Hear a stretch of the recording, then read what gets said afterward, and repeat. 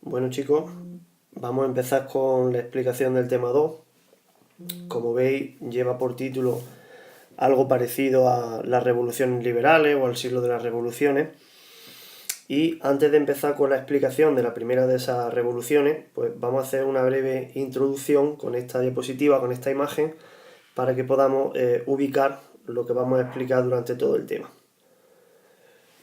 Como recordaréis, en el primer tema hablamos acerca de las características políticas, sociales, económicas del antiguo régimen. ¿De acuerdo? Nos vamos a centrar sobre todo en el aspecto político, recordad la monarquía absoluta.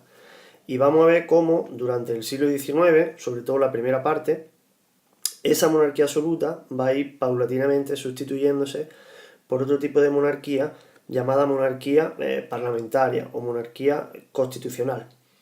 ¿Cómo se va produciendo eso? Pues como veis en esta primera diapositiva, a través de distintos acontecimientos. La independencia de los Estados Unidos, en primer término, finales del siglo XVIII, la Revolución Francesa, finales del siglo XVIII y principios del siglo XIX, y luego una serie de oleadas, como veis ahí, en 1820, 30 y 48, llamadas oleadas revolucionarias de tipo liberal, y luego otra oleada revolucionaria de tipo nacional o nacionalista con la formación de Italia y Alemania.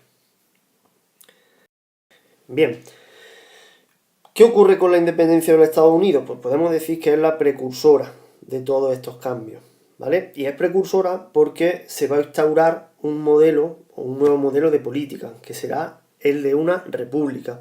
En este caso una república federal, que más tarde veremos en qué consiste. Esa república se va a contraponer al modelo de monarquía absoluta que los ingleses, como metrópoli, pues le habían impuesto a las colonias. Y también va a ser precursora porque veremos al final de esta explicación cómo los Estados Unidos se otorgan una constitución, ¿vale? Que podemos considerarla como de las primeras, y una constitución en la que se consagra, veremos, la división de poderes, a la que ya habíamos hecho alusión en el primer tema, y una primera constitución en la que aparecen reconocidos una serie de derechos muy importantes. ¿Cómo se lleva a cabo esta independencia? ¿Qué ocurre? Pues como veis en ese mapa, Inglaterra disponía de 13 colonias en la costa este de América del Norte, en la que aproximadamente vivían unos 2 millones de personas. ¿Qué ocurre? Pues que estaban sometidas esas colonias a un fuerte control comercial con Inglaterra. ¿En qué consiste ese férreo control comercial? Pues las colonias estaban obligadas a exportar hacia Gran Bretaña sus materias primas, mientras que también tenían la obligación de importar de Gran Bretaña sus productos manufacturados. Con lo cual era un gran lastre para la economía de las colonias, que pensaban que con un comercio más libre, con una libertad de comercio, podrían prosperar mucho. ¿Cuál es el detonante? Pues el hecho de que el gobierno británico, una vez que tiene que sufragar los gastos de la Guerra de los 7 años contra Francia, decide subirle los impuestos a las colonias, ¿vale? Impuestos de algunos productos pues, básicos, depende de la necesidad, y otro que va a ser, por ejemplo, el que culmine o el detonante de la rebelión, que será el del motín del té de Boston, ¿vale? Para que lo entendáis, os he preparado un vídeo y así se hace más amena la presentación e intentaré que lo entendáis un poco mejor. Vamos a verlo. La matanza no es la única noticia explosiva que parte de Boston. En diciembre de 1773, la Gaceta de Boston publica otra historia que encenderá la llama de la rebelión. Gran Bretaña ha revocado todos los impuestos, excepto el del té.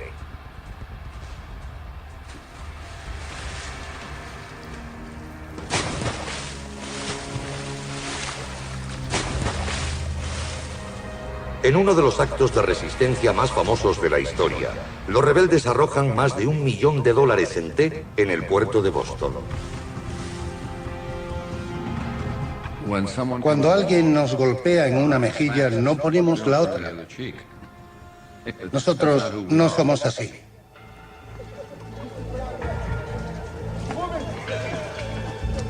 Los británicos responden cerrando el puerto de Boston, uno de los puertos más ricos y concurridos de Norteamérica.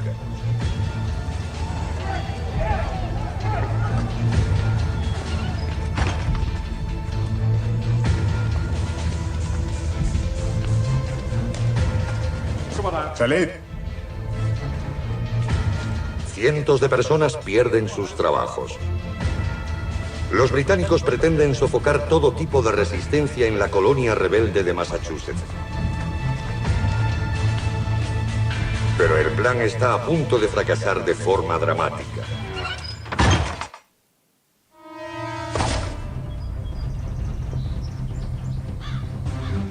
Los impuestos no son lo único que fomenta el descontento con el dominio británico. Los colonos son empujados hacia el oeste y muchos han puesto sus ojos en nuevos territorios, más allá de los montes Apalaches. Pero los británicos han prohibido nuevos asentamientos al oeste de una frontera llamada la Línea de Proclamación. La línea divide el territorio británico de la tierra que pertenece a los indios nativos. Para aplicarla, cientos son expulsados de sus hogares. Bueno, entonces como veis se explica ahí el hecho de que después de ese motín del té, después del hecho de que los colonos americanos arrojaran al agua una gran cantidad de té, pues las autoridades británicas responden anulando libertades políticas de esos colonos. ¿Cómo reaccionan? Pues declarando la independencia tras un fracaso de negociaciones con el gobierno británico. El día, de ahí el famoso día de la independencia de los Estados Unidos de América del Norte, del 4 de julio de 1776. ¿Cómo se desarrollan los acontecimientos? Pues aquí en esta diapositiva tenéis un breve esquema de las causas que llevan a esa independencia, ¿vale? Aparece la palabra criollo. Más adelante, cuando hablemos de la independencia de las colonias españolas de América del Sur, nos detendremos en ese concepto, pero básicamente eran los descendientes de los británicos que conquistaron América del Norte. Bien, tenían una situación de dominio, digamos, económico, de dominio social, pero les faltaba el dominio político, con lo cual lo que quieren es la independencia de derecho de Gran Bretaña. Luego entre los criollos, pues esa idea que pronto veremos que van a ir prendiendo por toda Europa, de igualdad, libertad y felicidad, procedentes, como veis, de la Ilustración, pues también van a chocar con el sistema de gobierno absoluto inglés. Los impuestos, a los que hacíamos alusión antes, con el detonante de ese motín del té, y la represión, la dura represión del ejército inglés, de los casacas rojas ingleses. Os he puesto una imagen, ¿vale?, que ilustra pues esa represión. Seguramente en algunas películas habréis visto a ese ejército inglés, por ejemplo, la película del Patriota. Bueno, ¿cómo se desarrolla la guerra? Pues, como veis, hablábamos antes de la Declaración de Independencia, que aparece ahí en primer término, firmada el 4 de julio de 1776, y tras la cual, obviamente al no ser aceptada por los Estados Unidos, por Gran Bretaña, se inicia la guerra, ¿vale?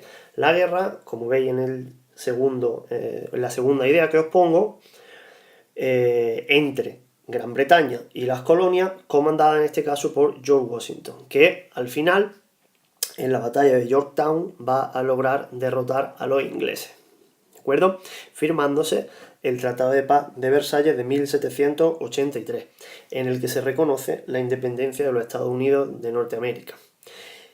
¿Qué consecuencias tiene esa independencia? Pues como veis ahí, el surgimiento de un nuevo país, no solo de un nuevo país, sino de una nueva idea de país, ya no países de tipo absolutista, países del antiguo régimen, sino que ahora es un nuevo mundo, una nueva manera, una nueva posibilidad de construir un mundo nuevo. Bien, ese país va a estar presidido por George Washington, que había sido el militar que había acaudillado a los soldados de las colonias de América del Norte frente a los ingleses, y como decíamos antes, ese país se va a otorgar una constitución, ahí veis, datada en 1787. Entre sus principales características, la soberanía popular, el hecho de que el poder recaiga en el pueblo, la consagración de la división de poderes, el establecimiento de una república federal como forma de gobierno, decíamos, en contraposición al modelo absolutista inglés, y por último, en esa constitución pues van a quedar plasmados los principios que ya hemos visto en el tema anterior de la Ilustración, y van a quedar sustentados los principios del futuro liberalismo político. Bueno, espero que os haya servido este vídeo, espero que más o menos quede clarita la cosa. Cualquier duda pues la vemos en clase. Chao.